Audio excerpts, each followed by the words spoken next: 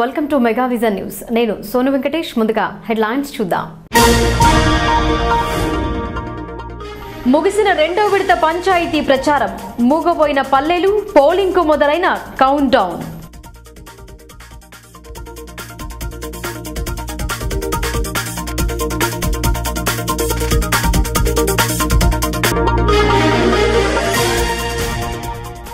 ఇరుకు వంతెనలతో ఇబ్బందులు ఎన్నో. బోధన్ నిజామాబాద్ల మధ్య ఉన్న నారో బ్రిడ్జిలు, లారీ ఇరుక్కోవడంతో 8 గంటల పాటు ట్రాఫిక్కు అంతరాయం.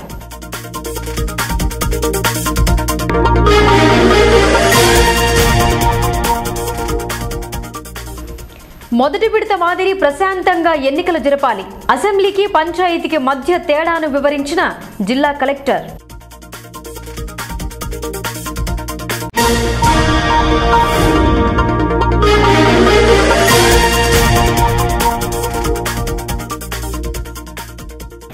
పోలింగ్ సిబ్బంది పారదర్శకంగా నడుచుకోవాలి. ఒక్కరోజు ముందే పోలింగ్ కేంద్రానికి చేరుకోవాలి. సిబ్బంది శిక్షణలో ఆర్డీఓ.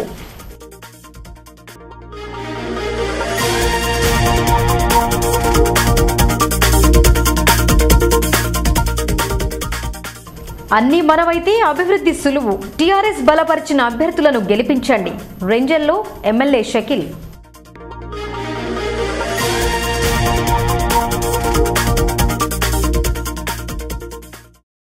రెండు రోజులు నా కోసం పనిచేసి గెలిపించండి, 5 సంవత్సరాలు మీకోసం సేవ చేసే భాగ్యం కల్పించండి అంటూ కోటగిరి సర్పంచ్ అభ్యర్థి బర్ల మధుకర్ విజ్ఞప్తి చేశారు.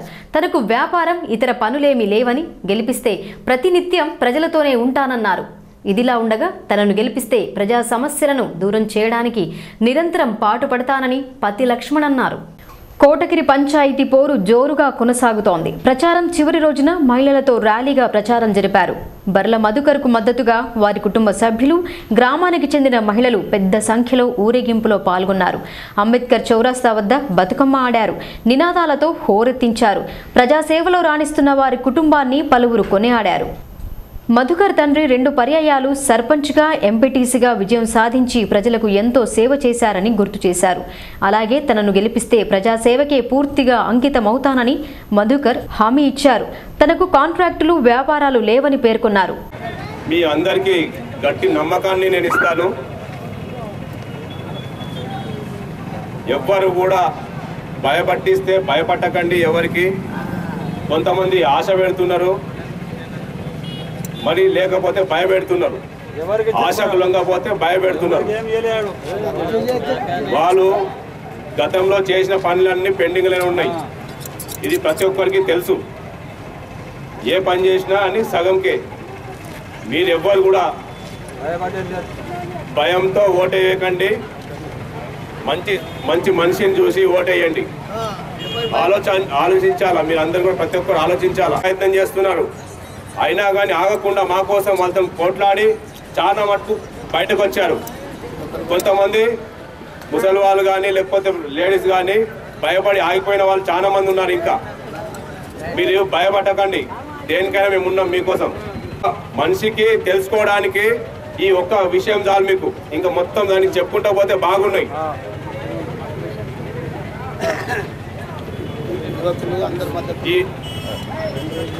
ఈ 2 రోజులు నా కోసం మీరు పని చేయండి.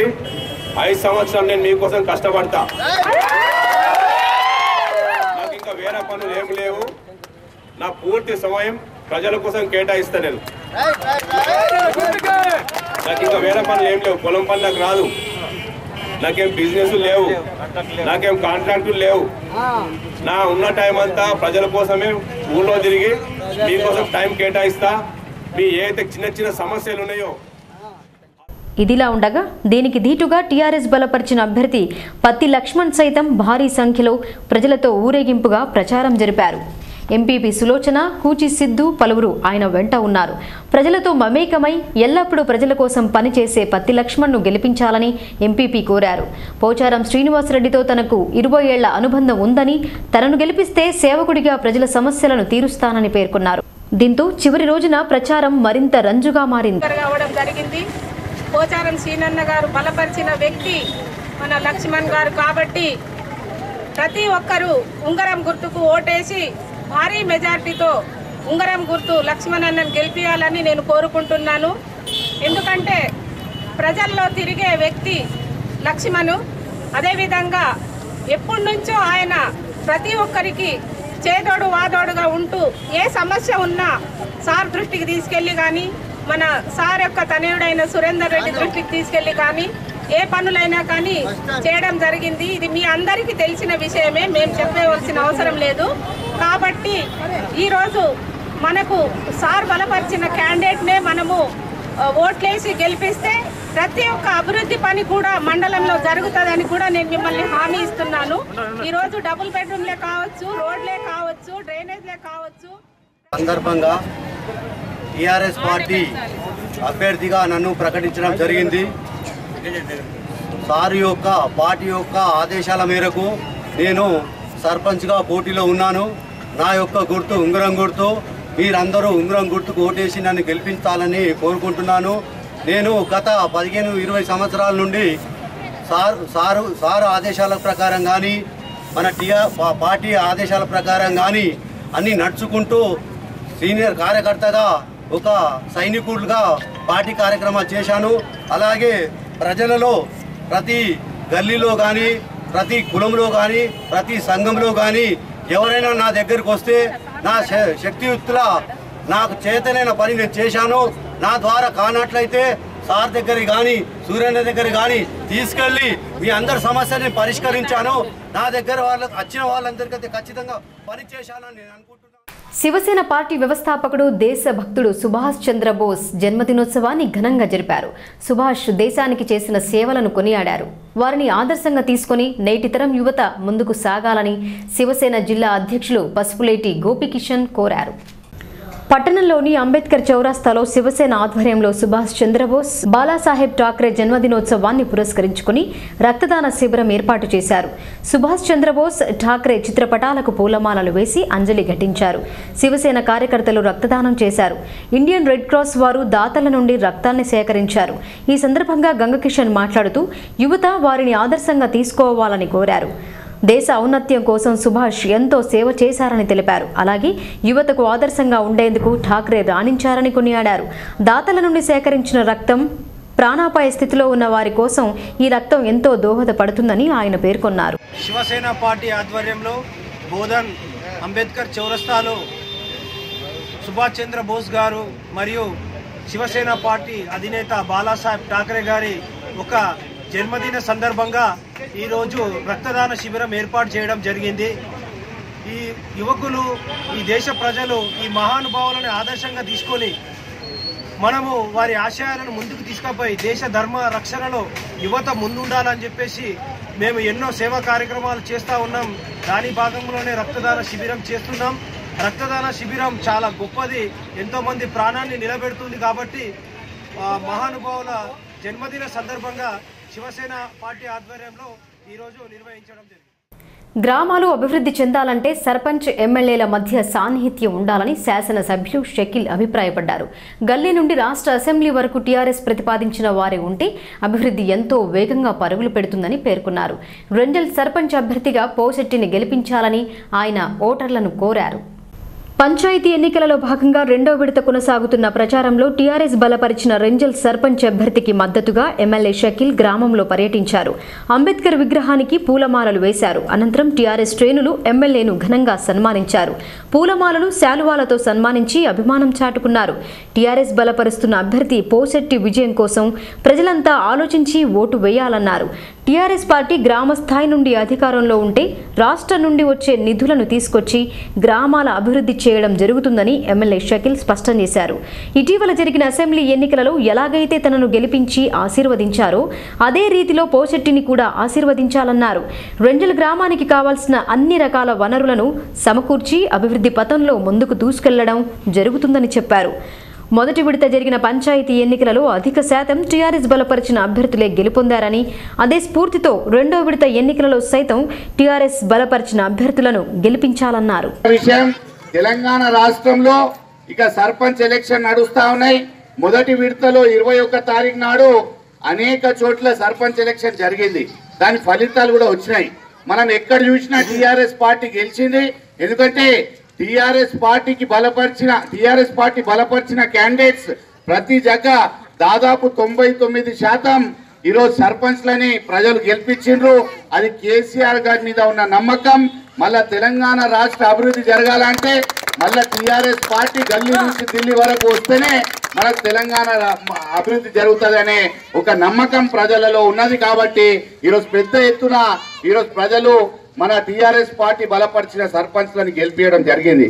మనం చెప్పిన మళ్ళా హామీలు అన్ని నెరవేర్చాలంటే ఇక్కడ కూడా స్థానికంగా మన అనుబంధం ఎమ్మెల్యేకి సర్పంచ్కి అనేది ఒక గ్రామానికి ఎమ్మెల్యే అంటే సర్పంచ్ ఎమ్మెల్యే లెక్క ఉంటాడు. దయచేసి మీరు అర్థం చేసుకోవాలా.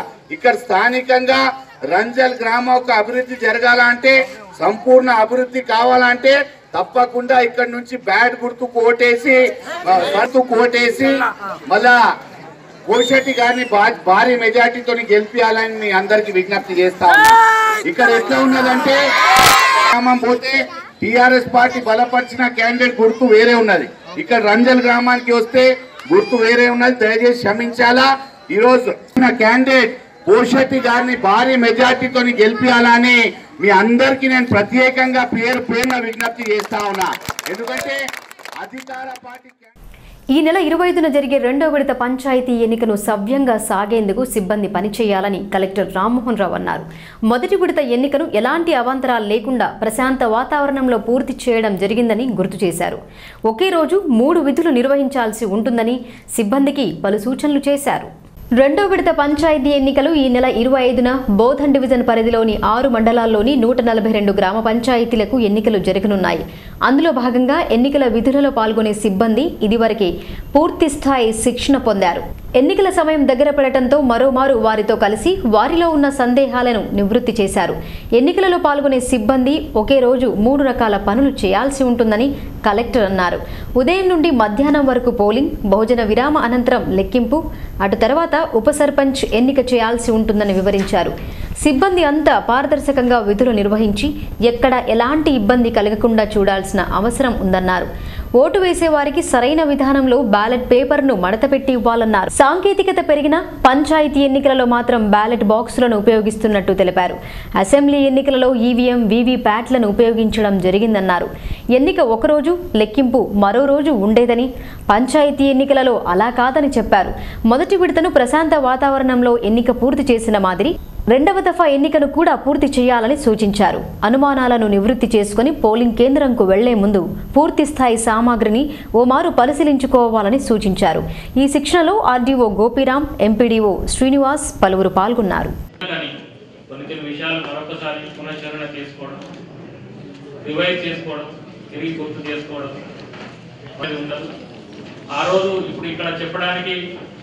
శిక్షణ కోసం వచ్చిన అధికారులు ఉన్నారు, సీనియర్ ఆఫీసర్స్ ఉన్నారు.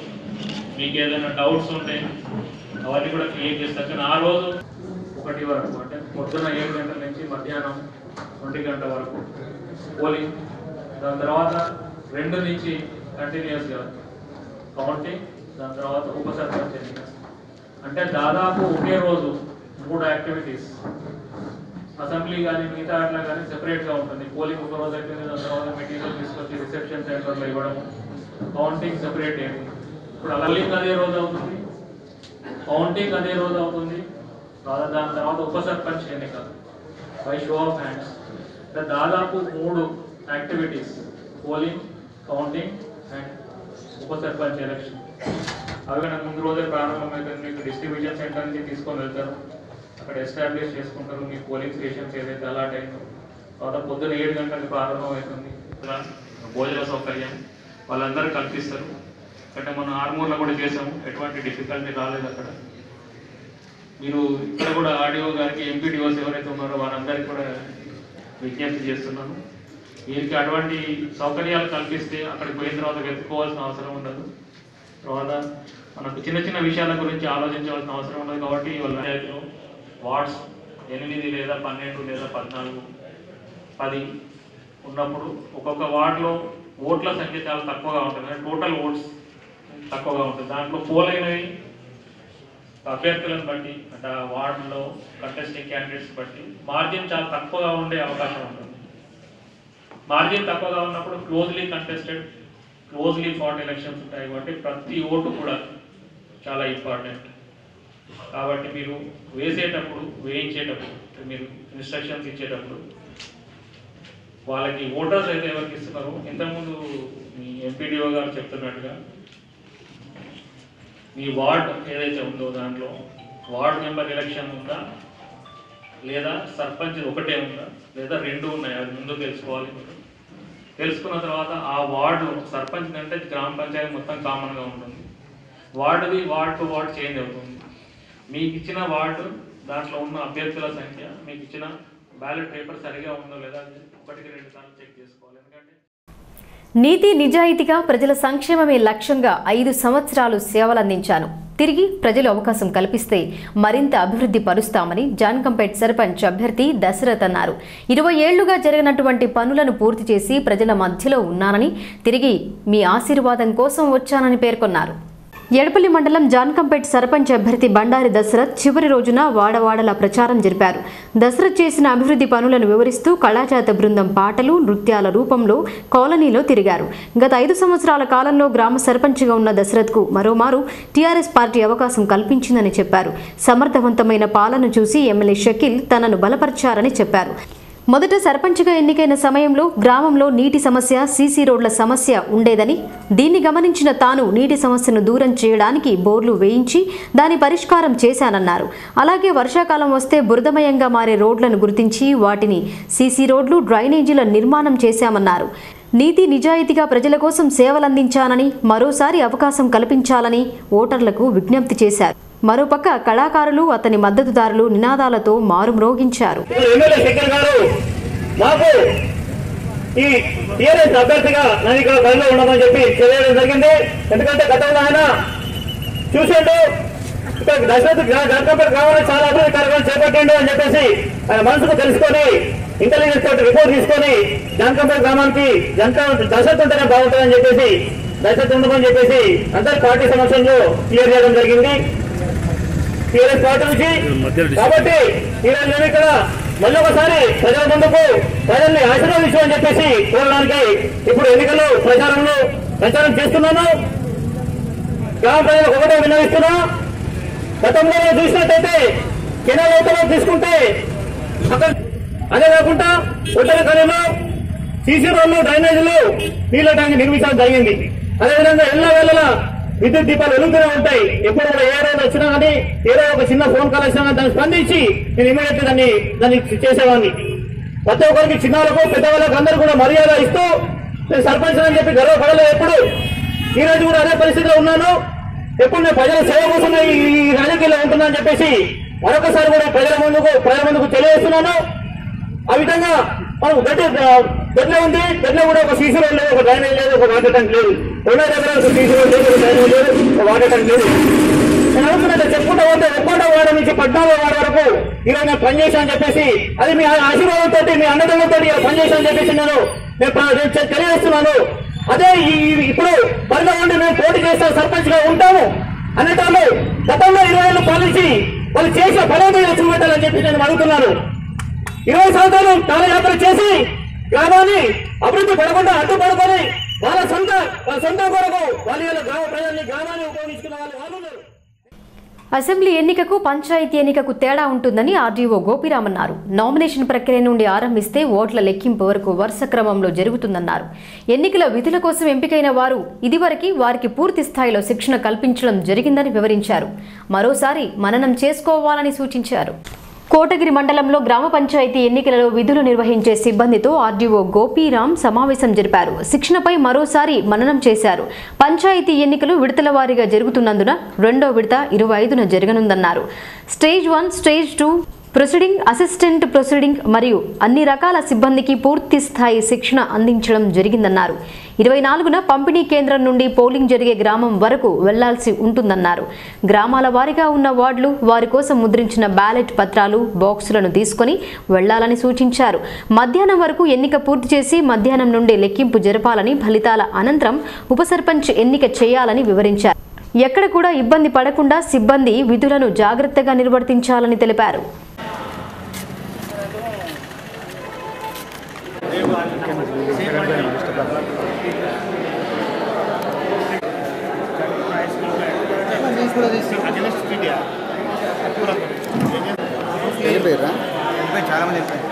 సీరియస్గా వింటున్నట్టు చూడు ఏది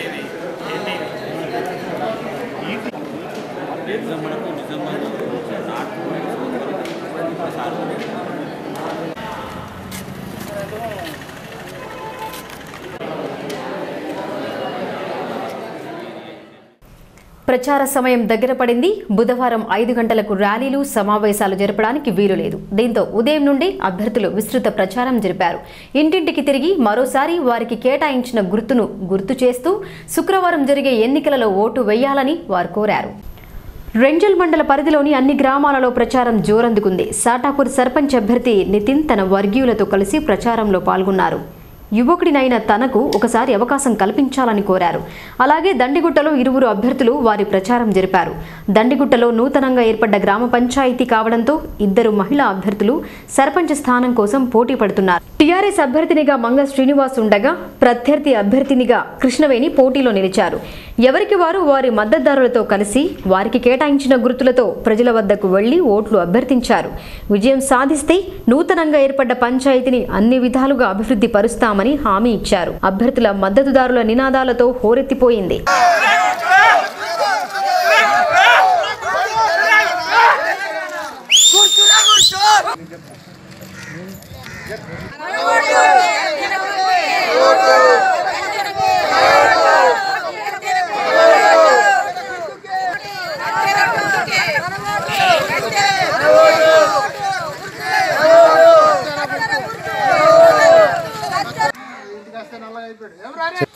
మన ఓటు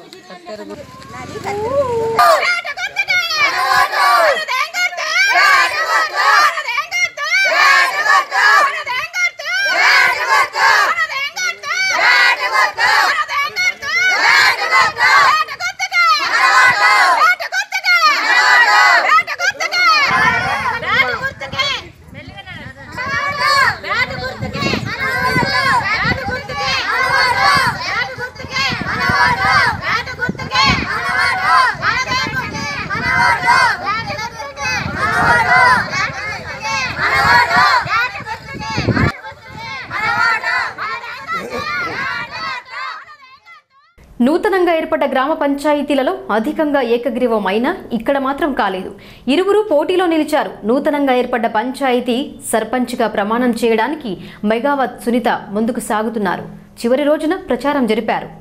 బాపునగర్ ఇది ఠానాకాలం నుండి విడిపోయి నూతనంగా ఏర్పడ్డ పంచాయతీ. గ్రామ ఓటర్లు 280, వార్డులు 8. ఎస్టీ మహిళకు ఈ గ్రామం రిజర్వ్ అయింది. దీంతో పార్టీ మద్దతు లేకుండానే 2 అభ్యర్థులు పోటీలో ఉన్నారు. అందులో మెగావత్ సునీత ఒకరు. నూతనంగా ఏర్పడ్డ గ్రామ పంచాయతీ అభివృద్ధి పరిచే అవకాశాన్ని తనకు కల్పించాలని సునీత ఓటర్లను అభ్యర్థిస్తోంది. ఎన్నికకు ముందు ముగిసే ప్రచారం చివరి రోజున ఆమె వార్డు సభ్యులకు పోటీ చేసిన వారితో పాటు తనకు అనుకూలమైన వారితో కలిసి బాపునగర్ను చుట్టేశారు. మీరంతా ఆశీర్వదించి సర్పంచ్గా ఎన్నుకుంటే బాపునగర్ను అన్ని రంగాలలో అభివృద్ధి పరచడానికి కృషి చేస్తానని మెగావత్ సునీత హామీ ఇచ్చారు. మన ఊర్లో మంచి పని కానీ చెడు పని కానీ ఇవాళ కల్వెట్లు కానీ సిసి రోడ్లు కానీ మన ఊరికి డబుల్ బెడ్రూమ్ పెన్షన్లు కానీ చేపించి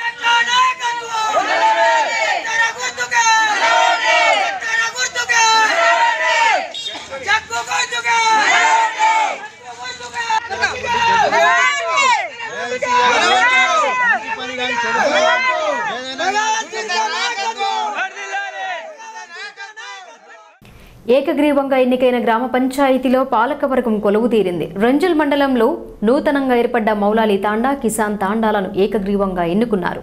ఏకగ్రీవంగా ఎన్నుకున్న వారిచే ప్రమాణ స్వీకారం జరిపించారు. రెంజల్ మండలం కిసాన్ తాండా సర్పంచ్ స్థానం ఏకగ్రీవం అయ్యింది. అదే రీతిలో వార్డు సభ్యులు సైతం ఏకగ్రీవం కావడంతో ఉప సర్పంచ్ ఎన్నిక జరిపారు. ఏకగ్రీవంగా ఎన్నికైన వారితో కలిసి సమావేశం జరిపి ఉప సర్పంచ్ ఎన్నిక జరిపి వారికి విజయ ధృవీకరణ పత్రాలను అందజేశారు. రాష్ట్ర వ్యాప్తంగా నూతన పాలక వర్గం బాధ్యతలు చేపట్టిన రోజు వీరంతా ప్రమాణ స్వీకారం చేసి వారి పదవులను అధిరోహించి ప్రజలకు సేవలందించనున్నారు. 2 తాండాలలో అభ్యర్థులు ఏకగ్రీవం చేయడం జరిగిందని ఎంపీడీఓ చెప్పారు. ఈ నెల 25న జరిగే ఎన్నిక కోసం అన్ని రకాల చర్యలు తీసుకోవడం జరిగిందని ఎంపీడీఓ చంద్రశేఖర్ తెలిపారు. ఉప సర్పంచ్ ఎంపిక జరిగింది. అదే రకంగా సర్పంచ్లు కూడా రవి అంటే వీళ్ళు సునీత మనకి మౌలాల తాండాలో, అదే రకంగా జమున కిసాన్ తాండాలో సర్పంచులుగా ఎంపిక జరిగినది. అదే రకంగా ఉప సర్పంచులుగా రవి బానావత్ ఇక్కడ జరిగింది మౌలాల తాండాలో, కేతావత్ వీర్ సింగ్ ఇక్కడ కిసాన్ తాండాలో జరిగింది. ఈరోజు మరి ఉప సర్పంచ్ ఎన్నిక జరిగిపోయింది కనుక యునానిమస్ జరిగినప్పటికీ వారిని డిక్లేర్ చేయడం జరిగింది. గ్రామ పంచాయతీలు పోను 15 గ్రామ పంచాయతీలకి ఎన్నిక మనకి 20వ తారీఖున జరగబోతుంది. సిబ్బంది శిక్షణ ఈరోజు జరిగింది పిఓస్ది. అదే రకంగా రేపు మనకి డిస్ట్రిబ్యూషన్ సెంటర్ నుండి జడ్పీహెచ్ఎస్ రెంజల్కి సిబ్బంది అంతా వస్తారు. అక్కడ నుండి వివిధ గ్రామాలకి ఎస్కార్ట్తో పోలింగ్ సామాగ్రితో పంపిస్తాం ఈ 15 జీబీలకి. ఆ తర్వాత 20వ తేదీ నాడు ఎన్నిక నిర్వహించబడుతుంది. ఎన్నిక పిదప మనకి అక్కడే ఉప సర్పంచ్ ఎంపిక జరుగుతుంది. ఉప సర్పంచ్ ఎన్నిక జరిగిన పిదప వారి లిస్టులు పాఠశాలలో నెలకొన్న సమస్యలను పరిష్కరించి మంచి సౌకర్యాలను కల్పించాలని పీడీఎస్యు డిమాండ్ చేసింది. కనీస మౌలిక సదుపాయాలు లేక అనేక పాఠశాలల పరిస్థితి అధ్వానంగా ఉందని పేర్కొన్నారు. తక్షణం వీటిపై దృష్టి సారించాలన్నారు. బోధన్ ఆర్డీఓ కార్యాలయం ఎదుట పీడీఎస్యు ఆధ్వర్యంలో ధర్నా జరిపారు. సర్కార్ పాఠశాలల్లో నెలకొని ఉన్న సమస్యలను దూరం చేసి విద్యార్థులకు కావాల్సిన సౌకర్యాలను కల్పించాలని డిమాండ్ చేశారు. అనేక పాఠశాలల్లో కనీస మౌలిక సదుపాయాలు లేక విద్యార్థులు ఇబ్బంది పడుతున్నారని పేర్కొన్నారు. తక్షణమే వీటిని పరిష్కరించకపోతే ఆందోళన తీవ్రతరం చేస్తామని పీడీఎస్యు నాయకుడు శివ అన్నారు.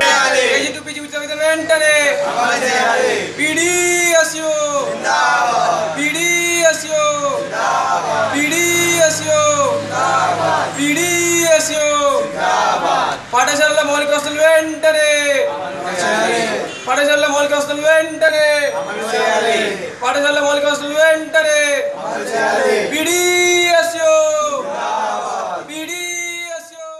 అది జాతీయ రహదారి. నిత్యం వేలాది వాహనాలు నడుస్తుంటాయి. కొన్ని సంవత్సరాల క్రితం వన్ వే రోడ్డుగా మార్చి విస్తరించారు. కానీ ఏం ప్రయోజనం? చిన్నపాటి ప్రమాదం జరిగితే గంటల తరబడి నిరీక్షణ తప్పదు. ఇది బోధన్ నుండి నిజామాబాద్ వెళ్లే ప్రధాన జాతీయ రహదారి దుస్థితి. ఇలాంటి ఘటనలు తరచూ జరుగుతున్నా స్పందించిన దాఖలాలు లేవు. ప్రయాణికుల సౌకర్యార్థం డబుల్ లైన్ రోడ్డు మార్గాన్ని విస్తరించారు. వన్ వేగా మార్చారు. కానీ అక్కడక్కడ ఉన్న నేరో బ్రిడ్జ్లను అలాగే వదిలివేశారు. దీంతో రోడ్డు వెడల్పు చేసిన ఫలితం మాత్రం శూన్యమనే చెప్పాలి. బోధన్ నుండి సారంగపూర్ వరకు రోడ్డు వెడల్పు జరిపారు. దీంతో ప్రయాణికులకు సులభంగా ప్రయాణం చేయవచ్చని భావించారు. కానీ రోడ్డు విస్తరణ సమయంలో మధ్యలో ఉన్న నేరో బ్రిడ్జ్ల గురించి ఆలోచించలేదు. బోధన్ నుండి జాన్కంపేట్ వెళ్లే వరకు సుమారుగా 6 ఇరుకు వంతెనలున్నాయి. నర్సాపూర్ రోడ్డు వద్ద, అలాగే ఎడపల్లి వద్ద 2, బాపునగర్ వద్ద 2, అలీసాగర్ లిఫ్ట్ వద్ద 1. వేగంగా వచ్చిన వారు ముందు ఉన్న ఇరుకు వంతెన్ను గమనించక ప్రమాదాల బారిన పడుతున్నారు. వీటిని వెడల్పు చేయాలని పలుమార్లు ఆందోళనలు చేస్తే నేషనల్ హైవే వారు స్పందించారు. మంగళవారం సాయంత్రం సిమెంట్ లోడుతో వస్తున్న లారీ బాపునగర్ సమీపంలో ఇరుకు వంతెన వద్ద వంగిపోయింది. గేదెను తప్పించే యత్నంలో వాహనం అడ్డంగా ఒరిగిపోయింది. ఇంకేముంది, ఇరువైపులా కిలోమీటర్ల పొడవు వాహనాలు నిలిచిపోయాయి. అత్యవసర పనుల మీద వెళ్లేవారు ఇందులోనే చిక్కుకున్నారు. సాయంత్రం సుమారుగా 4:30 గంటల సమయంలో వాహనం ఒరిగిపోయి ప్రజలు ట్రాఫిక్ కష్టాలు ఎదుర్కొన్నారు. ఒరిగిపోయిన లారీని తొలగించేందుకు జేసీబీ లాంటి యంత్రాలను తీసుకొచ్చినా పని అంత సులువుగా మారలేదు. ద్విచక్ర మరియు తేలికపాటి వాహనాలు రోడ్డు దాటాయి. సామాన్యుల వాహనం బస్సు మాత్రం రోడ్డు దాటక ఇబ్బంది పడ్డారు. గమ్యస్థానాలకు చేరేందుకు ప్రయాణికులు మధ్యలోనే బస్సు దిగి నడుచుకుంటూ వెళ్లాల్సిన పరిస్థితి ఏర్పడింది. ఎడపల్లి పోలీసులు సంఘటనా స్థలానికి చేరుకొని ట్రాఫిక్ నియంత్రణ జరిపారు. అర్ధరాత్రి వరకు ఒరిగిన లారీని తొలగించలేకపోయారు. బాపునగర్ యువకులు దగ్గరుండి ప్రయాణికులకు ఇబ్బంది కలగకుండా సహాయపడ్డారు. ఎడపల్లి పోలీసులకు బాపునగర్ యువకులు లింగం, శ్రీనివాస్, కిరణ్ పలువురు అండగా నిలిచి అర్ధరాత్రి ట్రాఫిక్ను క్లియర్ చేశారు.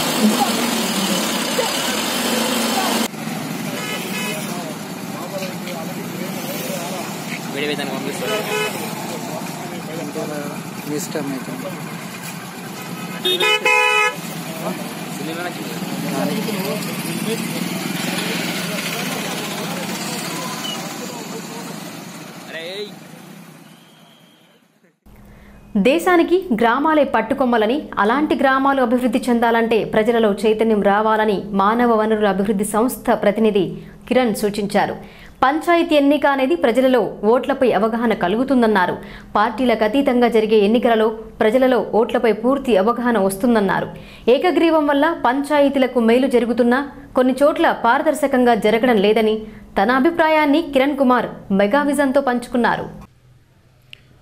పంచాయతీ ఎన్నికలు అనేవి గ్రామాలకు అవసరమా, అసలు ఏకగ్రీవాలతోటే సరిపోతుందా అనే దానికి సమాధానం ప్రశ్నలు ఎన్నో ఉన్నాయి.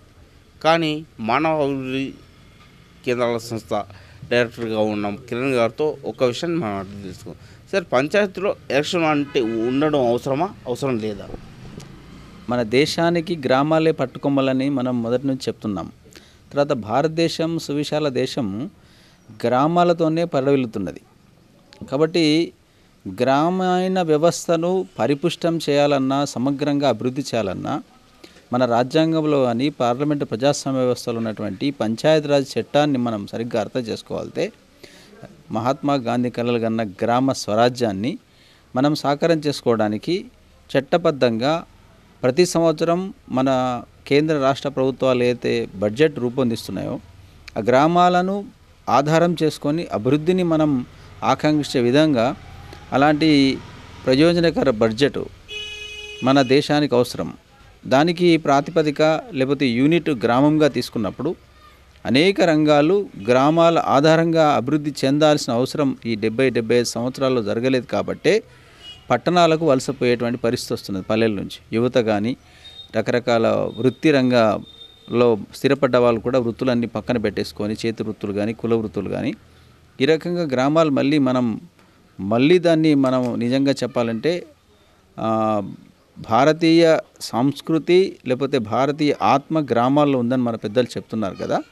దానికి ఈ పంచాయతీ ఎన్నికలకు సంబంధం అనే వ్యక్తులు లేకపోతే పార్టీలకు అతీతంగా అప్పుడు ఖచ్చితంగా మన గ్రామాలు అభివృద్ధి చెందుతాయి.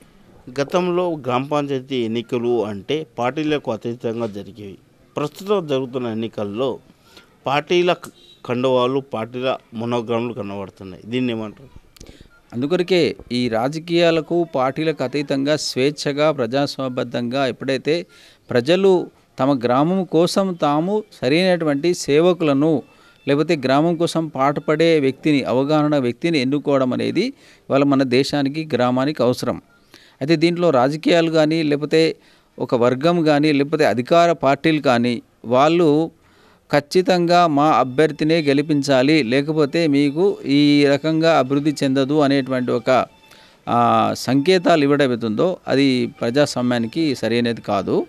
కాబట్టే చైతన్యవంతమైనటువంటి సమాజం కానీ యువత కానీ ఈ విషయంలో కొంత జాగ్రత్తగా ఉండి ఖచ్చితంగా తమ గ్రామంలో ప్రజాస్వామ్యాన్ని గెలిపించాలి. అంటే గ్రామంలో ఓట్లు వేయడం అంటే అర్థం ప్రజాస్వామ్యాన్ని నిలబెట్టడం.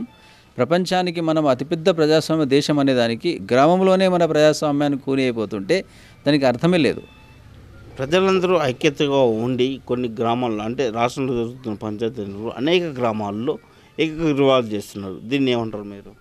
ఏకగ్రీవాలు అనేది ఇవాళ ప్రత్యక్షంగా మనం చూస్తున్నాం. వేలం పాటలు అనే పేరుతో జరుగుతున్నాయి.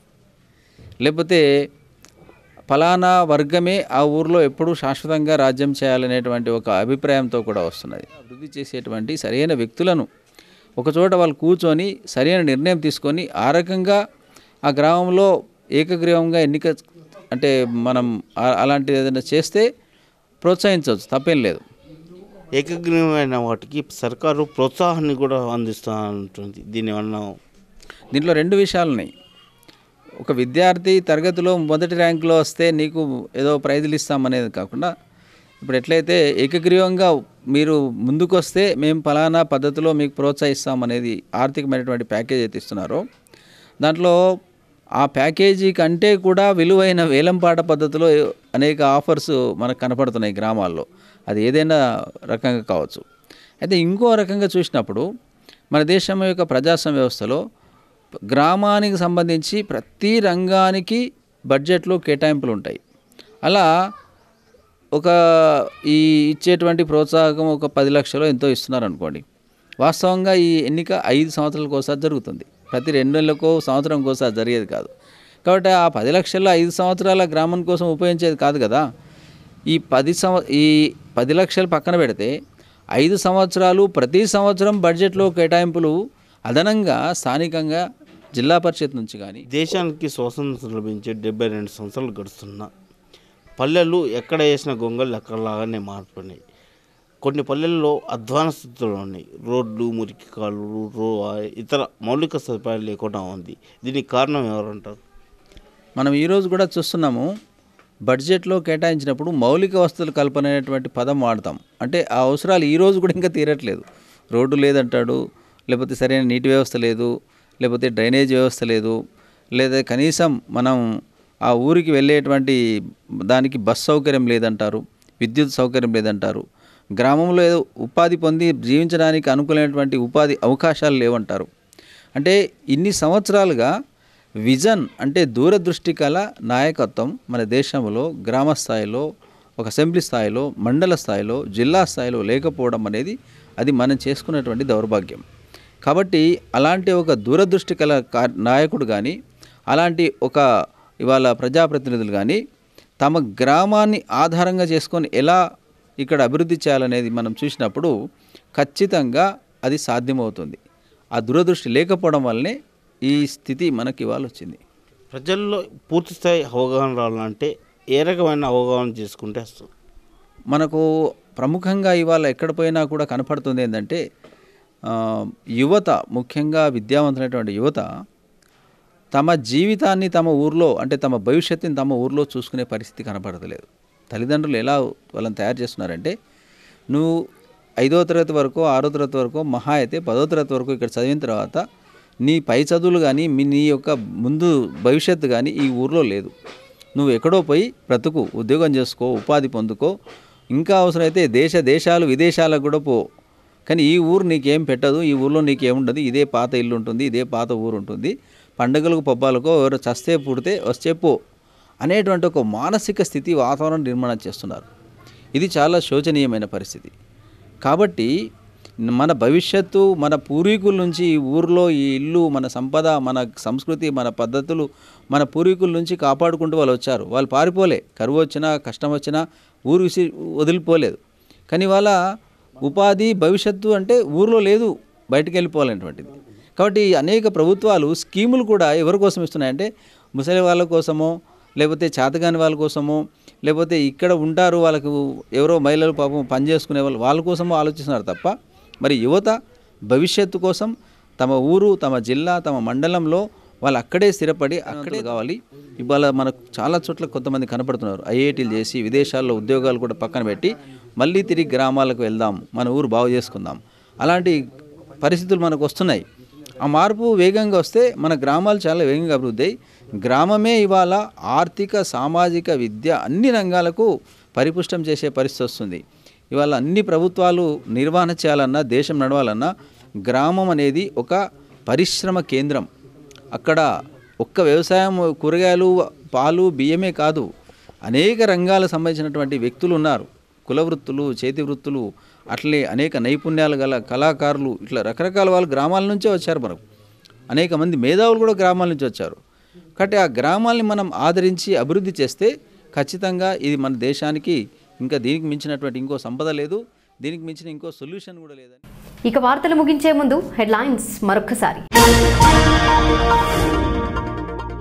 ముగిసిన 2వ విడత పంచాయతీ ప్రచారం, మూగపోయిన పల్లెలు, పోలింగ్కు మొదలైన కౌంట్ డౌన్.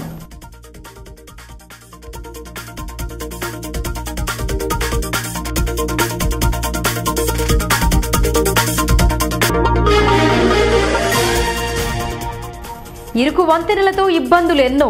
బోధన్ నిజామాబాద్ల మధ్య ఉన్న నారో బ్రిడ్జిలు లారీ ఇరుక్కోవడంతో 8 గంటల పాటు ట్రాఫిక్కు అంతరాయం.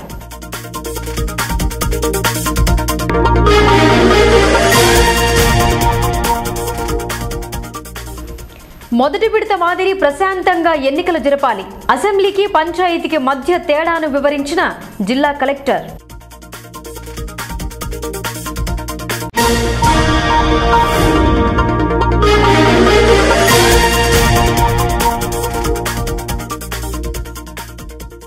పోలింగ్ సిబ్బంది పారదర్శకంగా నడుచుకోవాలి. ఒక్కరోజు ముందే పోలింగ్ కేంద్రానికి చేరుకోవాలి. సిబ్బంది శిక్షణలో ఆర్డీఓ.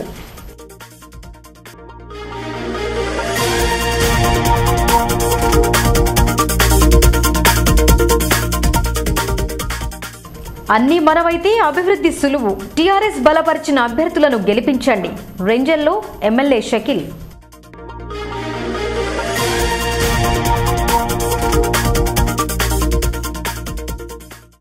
ఇవి బులెటిన్ విశేషాలు. చూస్తూనే ఉండండి మెగా విజన్ న్యూస్.